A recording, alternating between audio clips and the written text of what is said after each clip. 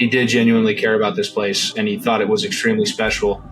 And the effort in which he put into making sure that this place was a destination landing spot was exceptional. Totally admire the consistency. He was consistent across the board. His practices were really hard. He made the games easy, at least how I felt playing D-line. And there was no downtime with competition. And I think that's what made it so hard the last, 7 years being removed, kind of knowing everything that he preached to us, the type of people he brought in after us, we're all bought into that. Firing a guy 6 weeks into a season, I think the positive thought process here is Pat was trying to get ahead of the coaching carousel. I think the negative implications are you risk losing the team even further and this being a true runaway season. And the polarity of those two things makes this decision a career-defining one for Pat Kraft, in my opinion. And you can't fucking miss. Quarterback sneak right side, touchdown, Penn State!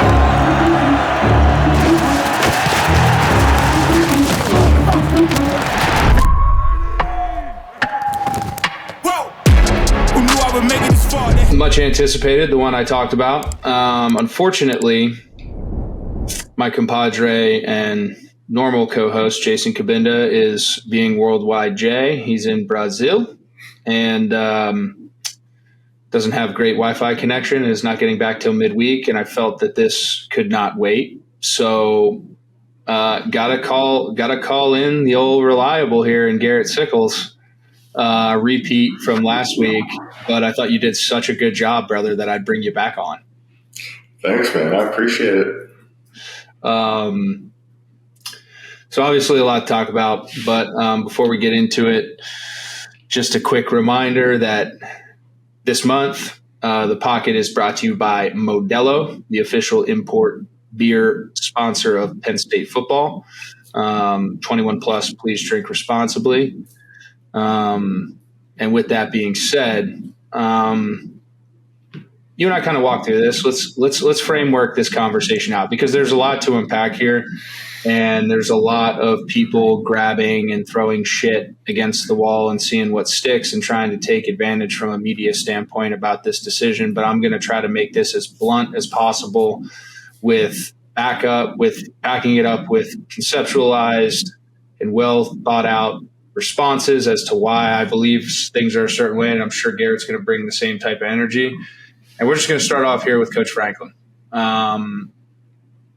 It's been well documented. He and I personally did not see eye to eye on a lot of ways when I was there, but since getting further and further removed, I want to say thank you. And I mean that from the bottom of my heart. And I want to start it with what I've seen from him and subsequently what it's made me do personally as a man.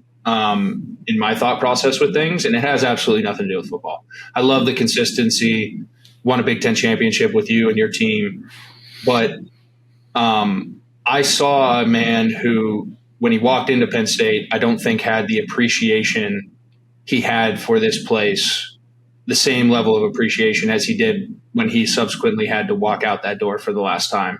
And I saw that in him. I think he genuinely started to give a lot of shits about this place and what it was about.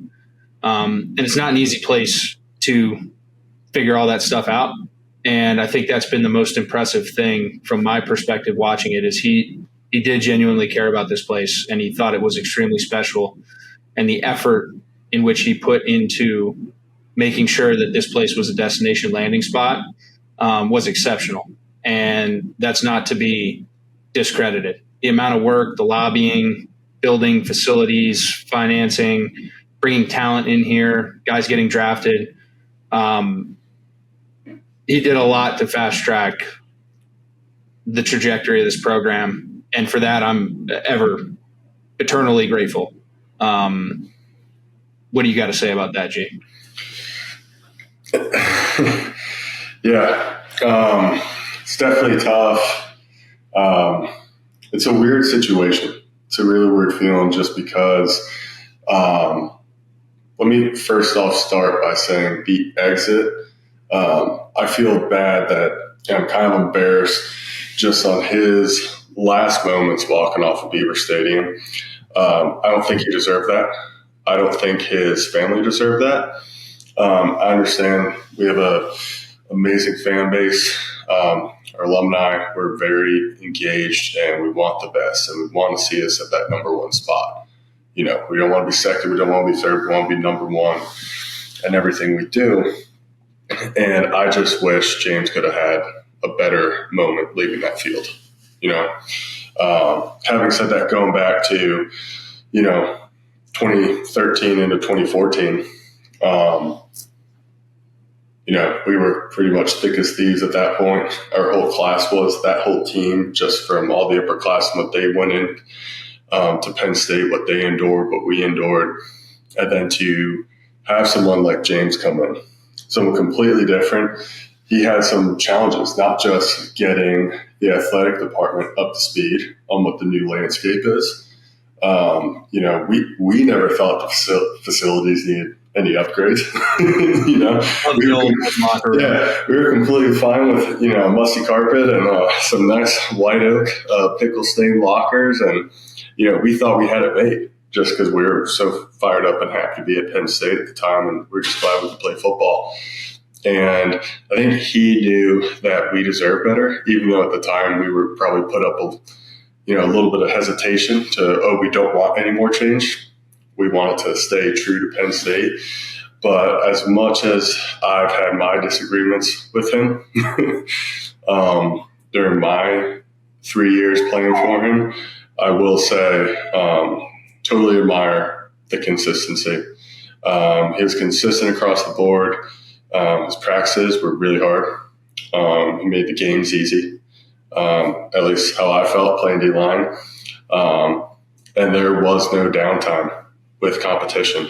And I think that's what made it so hard the last, 7 years being removed, kind of knowing everything that he preached to us, the type of people he brought in after us, were all bought into that.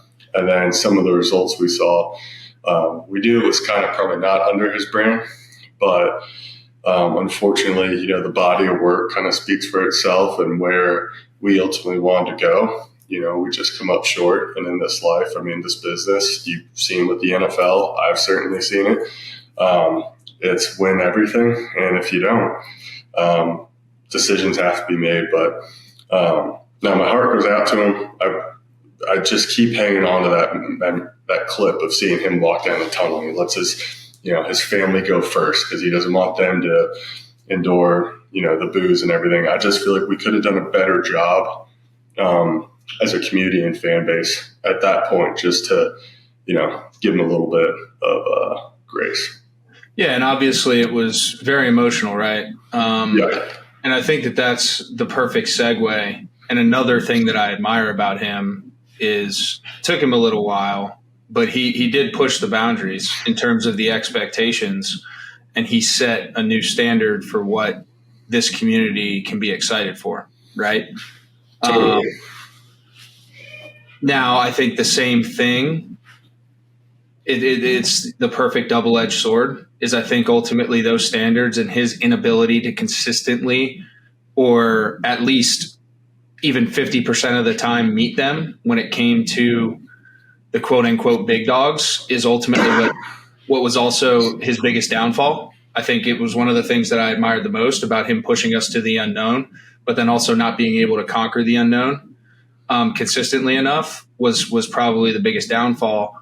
And I think that's a perfect segue into, the heartfelt good of what I'm saying was what I wanted to start with. And now ultimately kind of get into like what went wrong, right? Because at the end of the day, this year it has to be one of the most historic flops in the history of college football, in the sense of preseason hype, preseason expectations. Coach Franklin never goes out above his skis, and in preseason is talking about how this is the best coaching staff, the best roster, the most alignment he's ever had. And when you say those types of things and you lose to two teams that you were 20-point favorites on back-to-back weeks, it really makes it hard for you to save face, and any legitimate argument is kind of a moot point because you've lost the army that feeds the machine, if that makes sense, in terms of the fan base, Right. just from an expectation standpoint. And I thought that was I liked it in terms of the confidence, but I also think that was the one thing that burned him at the end. And ultimately those expectations and the accumulation of previous data points led to the ultimate demise, and in it being put in a situation where he kind of became the biggest distraction in that locker room, and there was literally nothing he could do about it. You know what I mean? And it put Matt in a tough spot. It put a lot of other people in a tough spot. And again, I think that there are small things that he did that I agree with in terms of going out and doing it, but then you have to back it up. And we didn't quite back it up. And I think this even goes back to, what was it, 2019 or 2017 with the good versus, or great versus elite, or good versus great, whatever the comparison was, or adjectives, post game from Ohio State. You know what I mean? That was, to me, really the turning point when the fans started expecting us to come on top more so than not come out on top. Yeah, I totally agree. And I think what's tough is, remind me to come back to that speech, the good versus great and great versus elite speech. It's tough for me because even like during my time, like we saw something in the news about, Franklin not winning as many, games against top ranked opponents. But at that point, we were like, all right, he's at Vanderbilt, SEC, like it doesn't matter, and even going back to this year preseason, and I think even Coach Franklin addressed it in his post-game presser, that we try to do the best job of ignoring the noise and keeping everyone in that Lash building, pretty tight-lipped or whatever, and just ignore everything. And that's what was wild for me to see at the beginning of the season, him talk about the offensive line, the defensive line, the talent he has, the coaching staff he has. And I'm going like, man, he would never say that. Even if it was true, I was like, this is so out of character for the guy. Then, man, we're all in, boys. We're going to the ship, Yeah. And I think what's tough is, though, because if you just look back on the last week and the narrative and everything, you go back to that speech, and I'm pretty sure that game wasn't like we got blown out by Ohio State. It probably came down to one or two series. There's probably something, play calling, clock, whatever situation, probably a one possession game. And then you look at the losses against Michigan during that time, the other losses to Ohio State. I mean, it's like death by 1,000 cuts, It's a great way to put it. And I'm sorry to jump in there, G, but that's a great way to put it, because I've been a proponent of that. Like, everyone calls it big game James, but all these things have come down to 3 or 4 possessions that ultimately there's a large amount of responsibility. And this is what makes football such a great game, that falls on the coaching staff. But at the end of the day, it does come down to the Jimmies and Joes making the plays. And you can probably count on your fingers and toes from going back to like 2017 till now in those types of games, the plays that could have gone one way or the other were true 50-50 that just never went our way for some reason. Totally. And I think the problem is too many people look at the college game of, it should be 40-0 or someone wins by 2 scores, and they think it's so black and white. Watch any NFL game. Most NFL games, every team is stacked with talent. And that's the thing you don't realize. Like when you walk into a building as an undrafted guy, rookie, whatever, you realize just because the team, like their record the year before was maybe 500, every single one of those guys was the best player on their team. And the NFL, you can kind of make the comparison that these games now in college with the transfer portal and everything else, they're going to be 1 or 2 possession games. And that's when like the top 1% really separate them from everybody else. Well, Coach even mentioned that a few weeks ago, just talking about the shift in college football, and I completely agree with it. you're going to – I said I was just at dinner with some friends, and we were just talking about all this stuff, and I said this. I mean, I think fans need to stop thinking about, especially with the transfer portal, the disbursement of talent. This is something I said a few years ago about how with the transfer portal, you're going to see kids take lesser schools and lesser brands to just go play, as opposed to going and sitting at the Alabamas and the Georgias and the Texases and the Penn States of the world and developing, right? They're going to go and take the route to play, which I think is great. But ultimately what that's going to do is now your regular season, like I think in the next 5 years, it is going to be just like a anomaly that a team goes undefeated and runs the table. I think you're going to have teams that have 2, 3 losses, even 4 losses that sneak into the playoffs here in the next 4 to 5 years just because of the disbursement of talent. And it's going to become much more like an NFL mindset where it's going to be, we have to get through the regular season and we have to hit hot streaks at the right time, get in the playoffs and go on a run. Like that's what it's going to be, in my opinion. Yeah, I agree. And you also have like strength of schedule to think about too. And yeah, I know Penn State, we didn't really have the best strength of schedule to say the least. But it's all about, like you said, crescendoing at the right time. And I go back to, my year 2016, our first half of the season, I mean, it was win and then lose at Pitt in a close one. And then I think we beat Temple at home.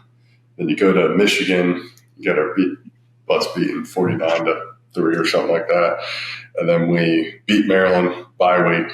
And then we don't lose a game until the Rose Bowl. And it's just kind of like we needed that break to settle in, and then you just go on, the pace. And if the playoff was a thing back then, you can make the argument, depending on seeding and everything, would have been a 2-loss team in the playoff. So I don't know. I mean, I just go back to that. The whole body of work is something, and you said it best because I wasn't there last weekend, just the environment around the stadium, the school, and everything. It was, we have to eliminate the noise for the guys in the team room and make a change. Yeah. And we'll get into the semantics of that here later, but I want to keep like I said, I want to try to keep this as tight as possible because it's such a dynamic conversation. You and I could sit here for 4 hours. So with that being said, what do you think his legacy is going to be after the dust settles? Because everything's emotional right now, and people are ripping and pulling, and like I said, just clickbait, fucking keyboard warriors, which I hate about our society right now. To your point about the pressure that he's gotten up into this point, everybody's got a fucking opinion, and in today's society, we allow everybody to amplify that opinion for some stupid reason. Yeah. I would say, first and foremost, and this isn't me being, I'll be that guy. I'm not discrediting when James came into Penn State, but O'Brien definitely kept the ship afloat and got the water out of the ship with a group of men and a group of young guys that weren't going to ever let that ship go down. And this will be a good segue into some other things, just on a recruiting standpoint. Like, we wanted to play for Penn State. And I think, like, coaching change happened. Franklin, a lot of us were recruited by Vanderbilt. And guess what? I never opened up my Facebook Messenger inbox from Sean Spencer. And it was the first thing he said to me. Guys like Parker Coffin, I think he was committed to them at one point. They, went to his house and everything. He decommitted, went to Penn State. And you got this guy that came in a tough time where you had guys that were told, that some guys had 3 different coaches at that point, and we've been through so much. And we got a guy that got some of us to open up, trust him, and we won a Big Ten championship. By and large, with most of the guys on that starting spot coming from, our class and the class right below us, which there was a lot of overlap with O'Brien. Having said that, I needed to touch on Bill, but James took us, to where it could go. He got the building. He got all the tangible aspects of Penn State football to where it needed to be in a Division I environment. in 2025. Like I remember I saw the weight room last summer or last fall when they were getting ready to do it. I'm like, I can't believe this, or we were back for Joe's or our friend's wedding and they were doing construction. I'm like, what's wrong with the weight room? But he's got it to a place where all the tangible stuff is there. The people are still there. And I just hope whoever, kind of comes in, and I hope we as a fan base give credit to him of getting the point to relevancy. Yeah. I think you got to look at him as the ultimate CEO. He built it to a point, and then for whatever reason, and I think there's a ton of reasons, and I don't think it's worth wasting our breath, but for whatever reason, he wasn't ever able to crest the mountain that he ultimately got really close to scaling. But there's a level of consistency in that, and then there's a level of, like I said, just really pushing the boundaries for what this place needs to be competitive, the NIL landscape, in the facility landscape, in the recruiting landscape, a lot of things. He opened up a lot of doors, and he made the job easier for the next guy, frankly. What's going on, gang? Thanks for tuning in to The Pocket and State Media broadly. Just want to take a moment to let you guys know that this is all made possible by Buffalo Wild Wings. So if you are a wing lover, it's all-you-can-eat wings every Monday through Thursday. Buffalo Wild Wings is offering you all-you-can-eat boneless wings and fries for just $19.99, or traditional bone-in all-you-can-eat for $24.99. You can even mix and match boneless and traditional with fries for $24.99. Pick 2 of our 26 signature sauces or dry rubs and bring your appetite. All-you-can-eat wings when you dine in every Monday through Thursday, only at Buffalo Wild Wings. Make sure you check out the State College location next time you're in town. And like I said, for that, on top of really seeing a change in how much he appreciated this place, for the same reason that you talked about, like why we stayed, like we loved Penn State. And it's just not just us, but like the group, like I'm still here. Like I love this place. I know you feel the same way. And I think he got to that point, and that's admirable. You know what I mean? And like I said, I'm very appreciative of that and his efforts. So with that being said, we do got to flip the page though, bro, because 6 weeks in, a lot of football left, and Terry Smith, T Smalls, gets the call up, just sitting there for forever, being the steady Eddie. T Smalls gets the call up, man, and I couldn't be more fired up for him. I totally agree, and I want people to know that I know Spence got the rah-rah title of the defensive staff when he was there, but Coach Smith was a guy, like we talked about last week, that when he talked, everyone listened. Like that dude is the epitome of grit, toughness, do it the right way. And I always loved him because before every game, he'd come up to the D-line and he goes, "We go where you go." And like that's how I was coached playing football all the way from Mighty Mike to Pee Wee. That's why I always wanted to play D-line, because that's what every coach always told me. I don't know if it was a psyop or not. But I mean, you look back at every national championship team, every championship team, they have great defensive lines, great offensive lines. They control the line of scrimmage. And he said it in his press conference today, grit and effort will not be questioned the rest of the season. And O-line and D-line are a priority. I'm fired up with them. Yeah. To kind of align with some of the stuff that Pat also said, someone who gets Penn State, and I think you're going to be hard-pressed to find somebody who gets Penn State more than Terry Smith, third-generation Penn Stater, played here. There's something to that, and I'm going to get into that later when we start talking big picture about what that actually means from my perspective, and I can't wait to hear yours because I'm sure it's going to be pretty similar. But for me, what I think Coach Smith needs to try to accomplish here is he needs to find a motivating factor for this team to finish strong, because no matter how you cut the cake, they all got gut punched on Sunday, every single one of them. And to make matters worse, they're playing in 5 days. You know what I mean? So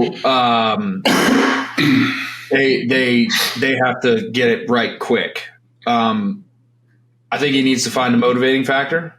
And, the simple one for me, and the one that, at least resonated most with me, comparatively speaking to when we were coming in and we weren't playing in bowl games, was I vividly remember it being about the seniors. Send them out on a high note.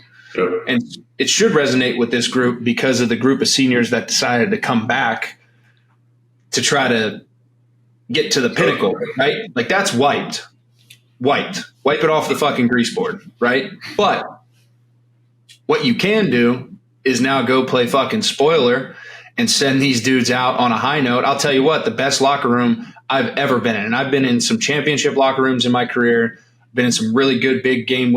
The best locker room I was ever in post-game was Wisconsin in 2013, my freshman year, when we sent Ty Howe, John Urschel, Glenn Carson, that whole fucking crew out the right way. It's my favorite post-game locker room I'd ever been in. And it had nothing to do with hardware. So for me, you really got to dig deep and try to figure out a way to motivate these guys. And that's my easiest way to go, starting there. Yeah. I think what's interesting is we know how those guys feel. We didn't have a game in 5 days. I think we were back home because we didn't enjoy the postseason, and it was New Year's Eve, and we got a call that O'Brien was going to be there. And Franklin's hired. We meet with him once. He gets on and starts recruiting. So we understand what it means, and in that moment, it's kind of like, oh shit! Like, big reason why we came to Penn State was, this guy and believing in him. But at the end of the day, all the reasons why we went to Penn State we're still there. And it's about playing with the guys that you got close with. I think Coach Smith's message should be similar to that. Send the seniors off right. But I also think this team has been wound up so tight because of the preseason hype, the preseason expectations. At this point, go cut it loose and have fun, and make football fun again, and play pissed off. Doesn't matter who they're pissed off at. If you're pissed off at the AD, whatever, just go let it loose and play for one another. And I think that's the most important point, is we're going to see the character of this team. We're going to see if they have the grit. We're going to see if they change gears and play a different way than what they've played the last 3 weeks. And I think it's there. I just think it needed to be awoken, Well, yeah, I mean, without a doubt, the talent's there. I mean, that's been the most head scratching thing about this entire season up until this point, at least for me, is one of the most talented rosters I've seen at Penn State in a long time. And the results are not adding up. The math's not mathing. The other thing I'm really excited about is, I think through this, any bullshit that was happening in that locker room as it pertains to bitching and moaning about NIL or playing time or reps or this or that is going to be a non-fucking factor. And what you're going to find out is who's going to be, because in reality, this transfer portal, we're already losing it on the commitment side. And I'm going to explain why I'm not super worried about that later again. But we're losing it on the commitment side. You've got to expect that you're going to lose 20 to 30% of your roster in the transfer portal, unless some really good conversations are had prior to that in terms of the direction that this program's going from a head coaching standpoint. But you're going to get the chance to roll some hungry motherfuckers out there, and in chaos comes opportunity, in my opinion. And we're going to find out who's going to be a pillar for this program moving forward in different positions for the next few years, which I think is really cool. And something all fans should be tuned into. Who's out there busting their ass for 4 quarters because they're football players, not guys who have stars and NFL aspirations and all this other shit.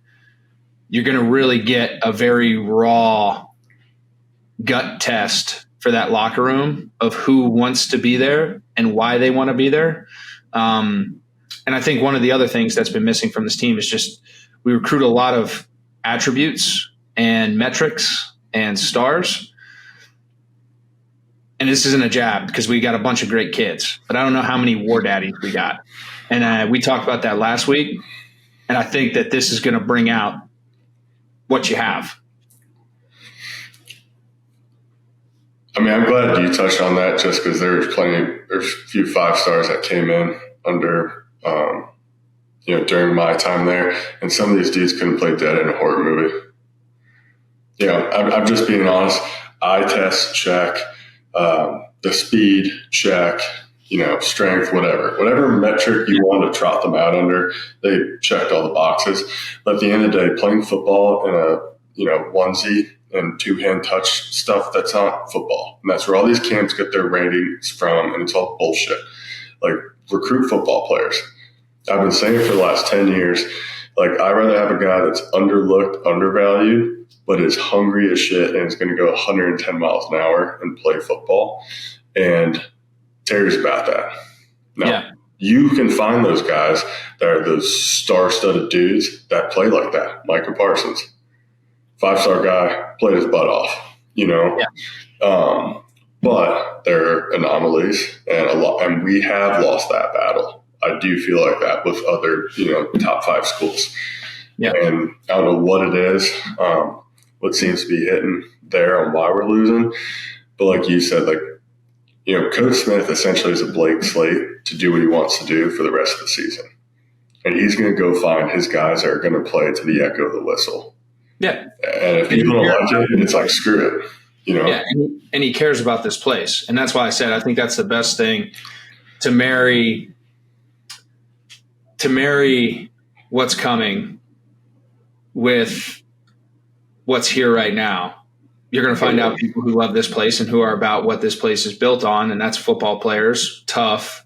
Mm-hmm. Matter of fact, fuck it. I'll just get into what Pat Kraft said and what he's looking for from his next head coach. Integrity, accountability, tough, humility, elite motivator, and the person has to fit Penn State. And Terry Smith fits that bill. I don't know, and I'm just going to speak plainly here. I don't know if Terry wants to be a head coach. He might, and this is his audition. But with that being said, I personally believe this place has to get back to recruiting guys who are tough, disciplined football players. And building a team around that and then adding the fluff around it as opposed to the other way around. And I'm not saying that we've been doing that. I'm just saying I haven't seen it this year. And this was supposed to be the year. So with that being said, I want to try to define the person has to fit Penn State, because I could talk about this for a long, long time. But I want to hear your opinion first. Like an actual person, or just like what does fitting Penn State mean? Like, define that. A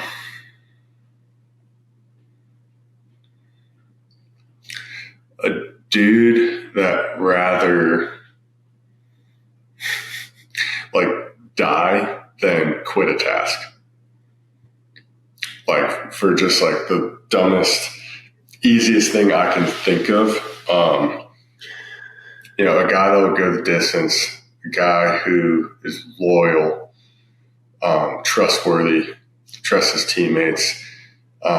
He's a guy that's dependable and a guy that is smart, and the work ethic is no one can outwork it. Yeah. Like, literally the hardest working people that are also smart, tough, competitive, but also have that trust factor where at any point in time people can lean on him. And yeah. And I'll dive into what I think. I'll dive into what I think is unique about Penn State. and this will tie into some of the conversations about why I think that this coaching search is a lot narrower than people think. And I know a lot of people are like, you got to fucking throw the bag at this dude and that dude. But Penn State, in all its grandeur, is a very unique community. It's very big, so it has a lot of diverse opinions that have the same ethos, if that makes sense. I think this place, it's going to be really tough to fit a guy who's used to like SEC culture, right? Because there's that success with honor, integrity type of side of this. And I'm not taking a dig at the SEC, but especially in today's day and age, it's a lot easier at a place, say Ole Miss, something like that, somewhere down south, to turn around and say, hey, I need a brown paper bag. And you got 20 dudes lined up to give a brown paper bag. Like, that's not really how it works at Penn State, right? Now, we have a ton of financial support, but it comes with the expectation of community, character, giving, great men. And this is as much as people may hate this comment. This goes back to Joe, and it's how he kind of constructed this thing. And it's one thing I noticed growing up, just watching football. And one of the things that I appreciated most about Penn State, and I've always said this, and I haven't quite been able to put it into words, but Penn State always did it differently. You know, you look at Paul Kozlowski, you look at all the great players that have been at Penn State. They all have the same makeup. And they're what you said. They're dependable. They are exhaustive when it comes to effort and attitude and give a shit factor. And I think the community mirrors those things. Yeah. So you have to have a guy who gets all of that, right? And somebody who's not super polarizing that will turn somebody off by the way they do certain things. And I'm talking as a head coach, and then that subsequently trickles down to the type of guys in your locker room, if that makes sense. Totally. And to touch on it briefly, like, man, way back when in the recruiting phase and everything, you know, I was fortunate enough to visit a number of SEC locker rooms. And you would see all those are pretty locked up. Everyone's individual locker is locked up. And you would see guys talk to one another and just didn't seem as connected. I remember my first visit to Penn State, summertime, I think 2010 or whatever, and lockers were open. You know, the little lock codes. I asked the dude, he's like, hey, do you have to lock your locker? He's like, no. That was a dumb question, but I wanted to know. And everyone was talking to everybody. Didn't matter what position, tall, black, white, brown, whatever. Everyone was all connected. And I just remember the community too. Like, it doesn't matter where you came from or what you look like. All that matters is what you did, how you carried yourself, and, you know, did you love being at Penn State and doing what you were doing? You know, and I think that's I don't want to say we got away from that, but there's times, like, I remember going back, I'm like, I don't think that guy would have made it with us back in the day. You know, because there's a couple guys that we flushed out when I was there. Yeah. And I touched on it last week with Jason. I'm like, you know who I'm talking about. There are two guys, effort-wise, we went to Coach Franklin. We're like, this cannot be the case. And he, to his credit, got rid of them.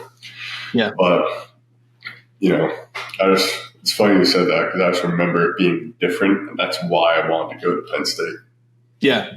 It attracts a certain type of kid. And you need to have the leader of that marry those things. And I'm not saying James didn't fit that. I think he learned, and I think there were ebbs and flows. But at least, you know, just having asked questions, talked around, been around the program, been around donors, been around all these things, there was a slight disconnect. And people either loved James or people hated James. And that's just the way it was.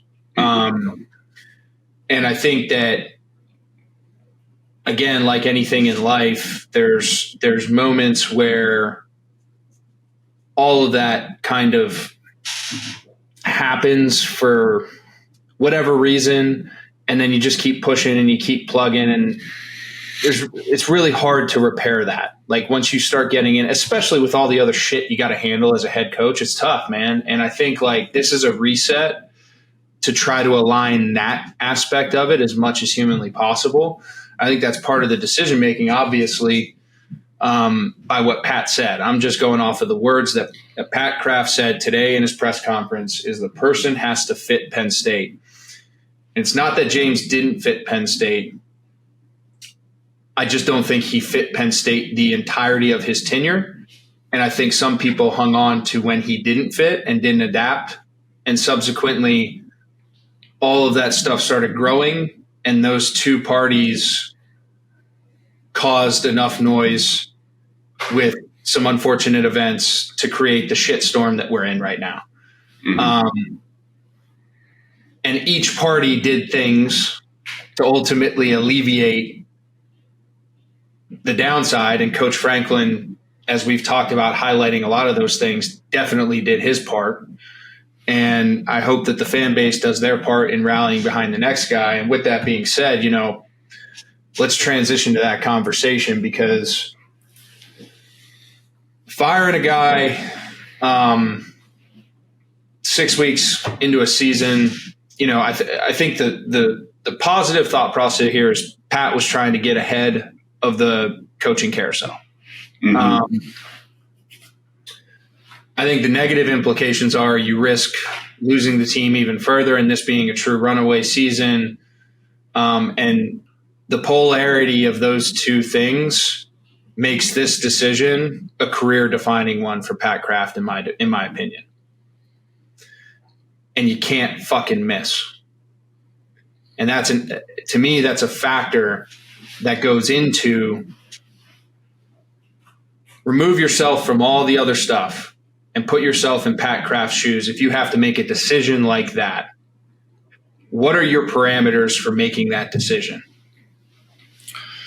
And the top one for me is Pat is going to have to vehemently trust whomever he brings in with his career.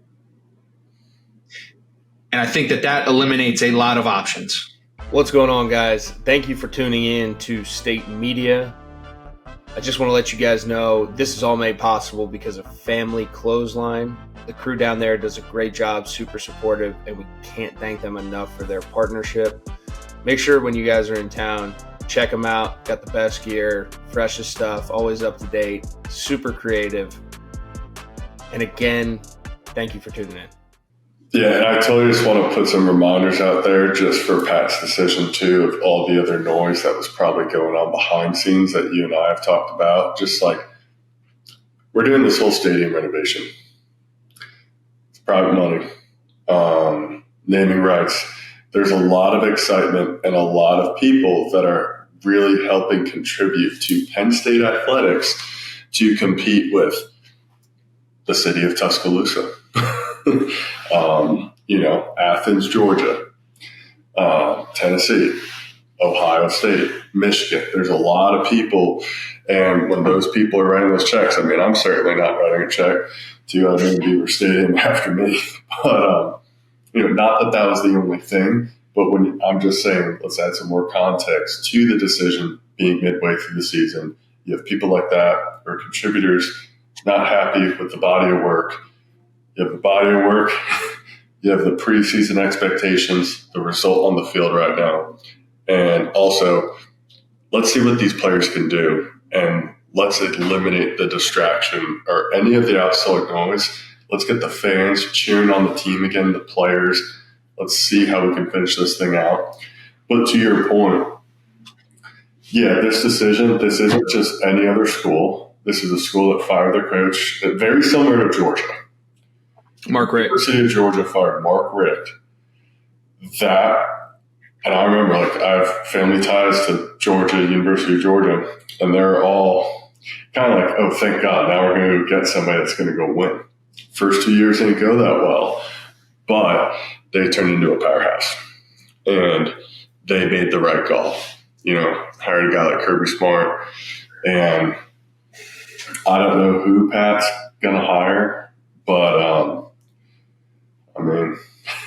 Well, I mean, that's a great point, though, too, right? Like, so if we're going to build this checklist, right, of factors that go into this decision, like I said, to me, factor number one, above all, is whomever's coming in here, Pat is going to trust with his livelihood. Yeah. Draw that analogy to anything that you guys are listening in to. Your finances. Who are you handing your financial future over to? You don't just fucking willy-nilly go chase ghosts. You vet the process and you say, I am willing to bet my financial future and the security of my family on you, right? You're hiring a new manager.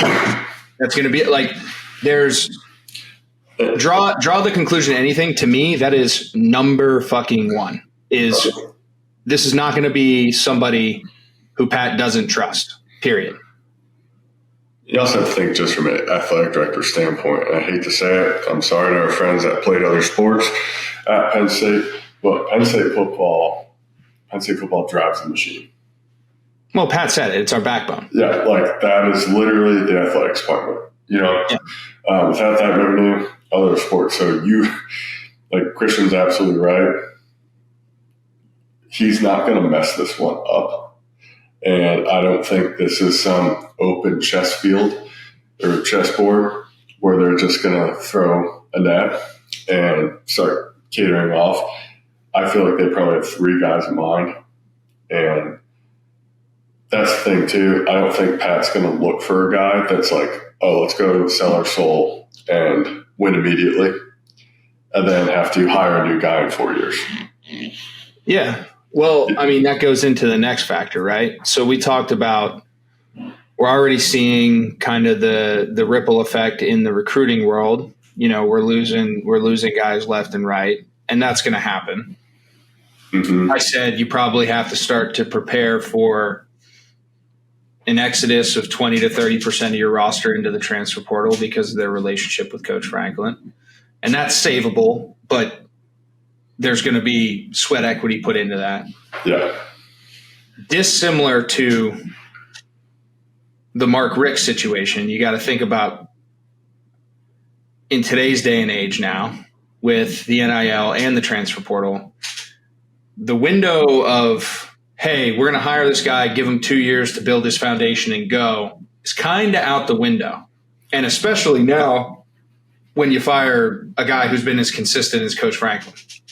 Yep. So there's not really going to be that, well, we'll be competitive next year and in 3 years, you know, we'll be good. The next guy is going to be expected to not skip a beat.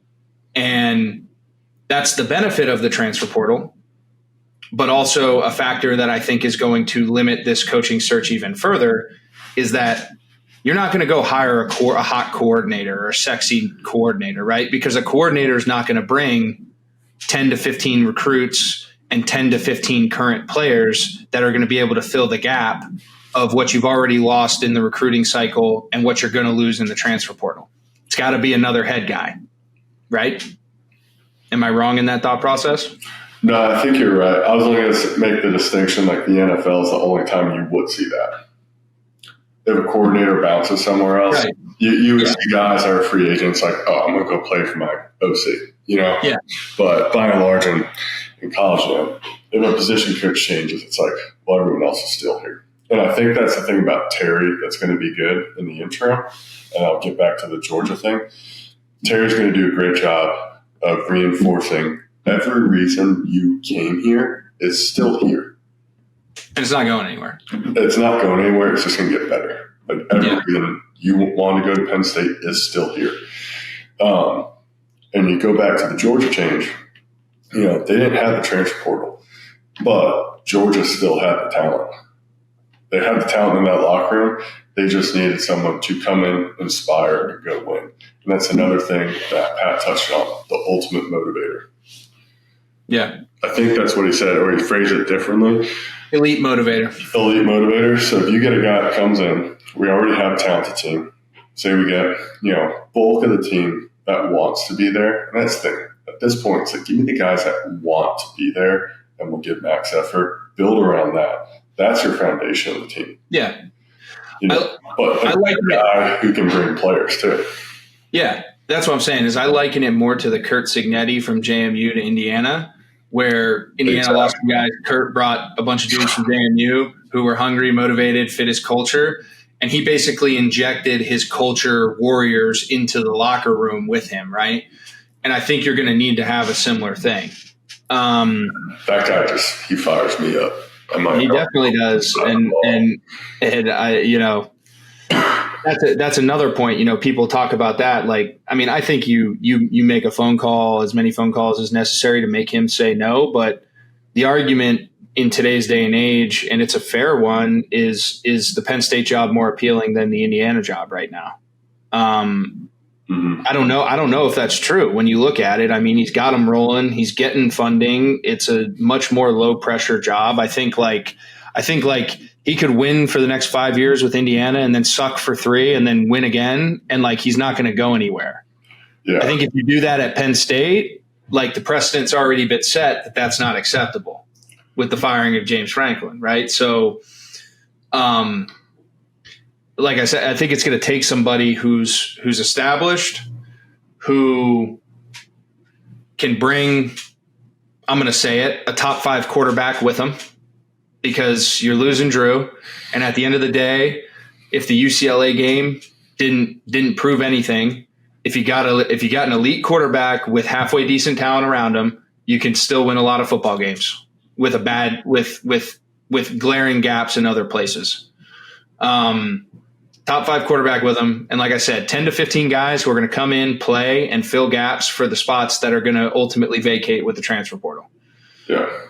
To me, that's a really, really fucking short list of people. I totally agree. It just depends on – I mean, I've said it from day one. You and I just having our normal conversations. Look, I don't think there's any chance in hell Dan Lanning leaves Oregon, but you look at a guy, motivator, even his D coordinator, Tosh Lupoy. I remember he sat down with Brenneman and asked about his mantras of defense, and he goes, "We're going to go point A to point B as fast and violent as possible." And for me, I'm just that's verbal Viagra, dude. I'm just sitting there in my truck, getting lunch, oh my God, let's go. But you need guys like that for the freaking people like me that can't catch a ball and decide to play defensive line, Yeah. But I think Rule is a guy like that. Yeah. I think, oh my gosh, what's his name?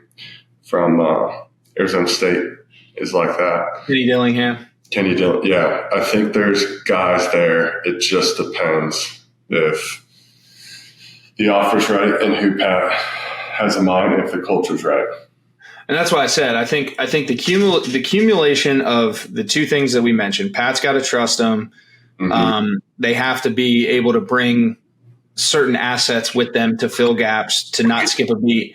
And then the ultimate factor to me that's going to make this either a home run or a bloop single is, do they get the Penn State culture? Because it's different than Alabama and Texas and Florida. It's different. It's just flat out different. And that those 3 characteristics is a really, really unique concoction. And all you really need for your team to go from good to great, great to elite most of the time are a couple chess pieces. Go down. If you took I hate to just keep harping on it, the team culture, vibe, togetherness of 16, 17. You had Saquon at running back, wide receivers galore.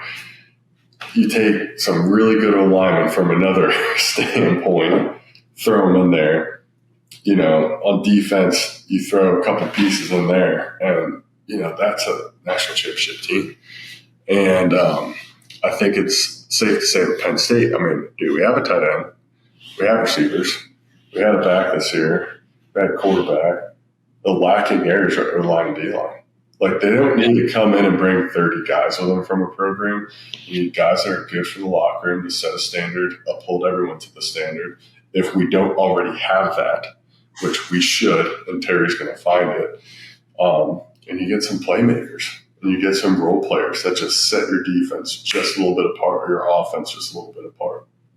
Now, I still go back to, like, I think our biggest miss in the transfer portal this offseason with Penn State, where's our 300-pound fridge at nose tackle? You know, where's your heavy group? If it's 4th and 1 short yardage, like, you need those bodies. Yeah. You know? So, yeah.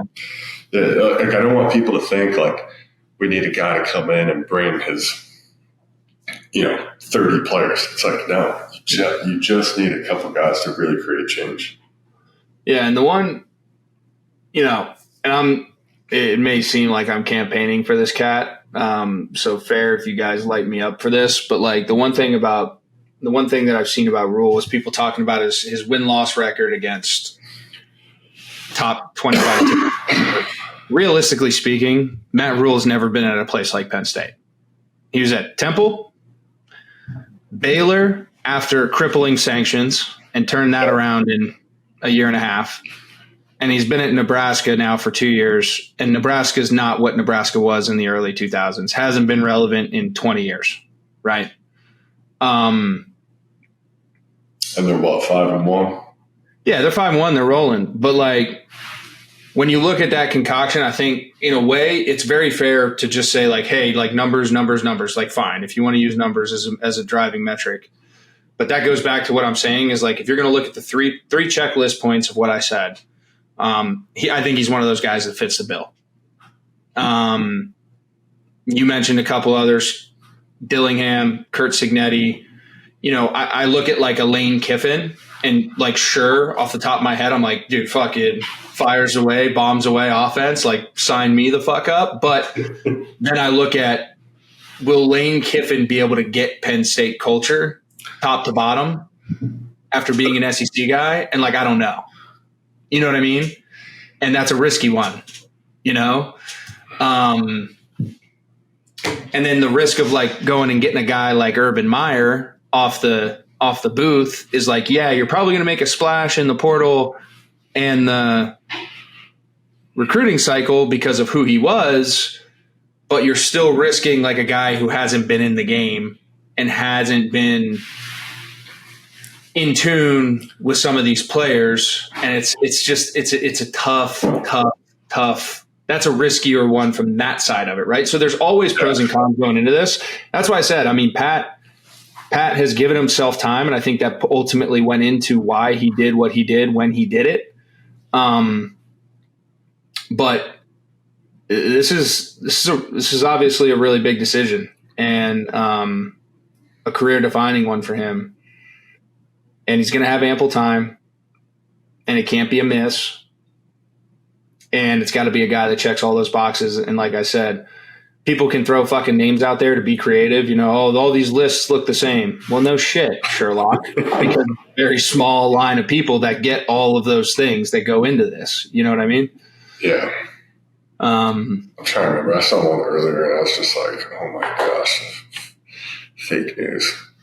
Yeah. Yeah, it's just, But no, to your point, though, it's got to check all those boxes. And even if we go back to his time at Temple, there was no NIL, very hard place to recruit, tough to get the right guys. Temple did beat the ever-living crap out of us in 2015. Sorry to bring it up. It was a good team. It was a good team.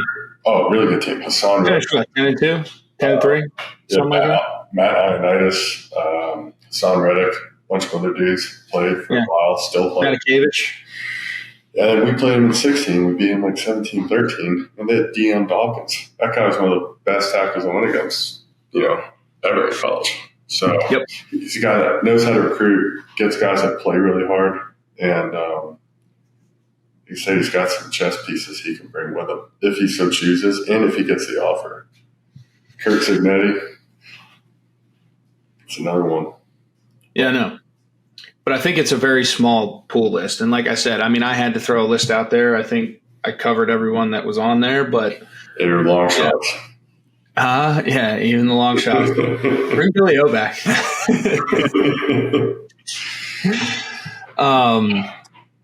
But yeah, man, I think it's a very unique thing. And I'd be remiss not to touch on this on the way out. But I'm not going to say that this is any further down the line, but Drew ending the way he did, man, like I watched the play, was not pleased with it. My stomach flipped for the interception and my heart broke when that happened. He's a tough ass kid, man. I give him a ton of credit for dealing with that. And it's something very few people on the planet understand. And I'm one of them. So not going to try to get into the semantics of it, but I salute him for the way he dealt with it. I wish him a speedy recovery, and I look forward to what's next for him because he's a great kid. He represented the position and the responsibility that came with it well. And it sucks that it had to end that way. Just on a slide, getting beat up by the media, and then, you can't even defend yourself. But I appreciate him immensely. And like I said, I hope he comes out on the other side hungrier than ever. Yeah.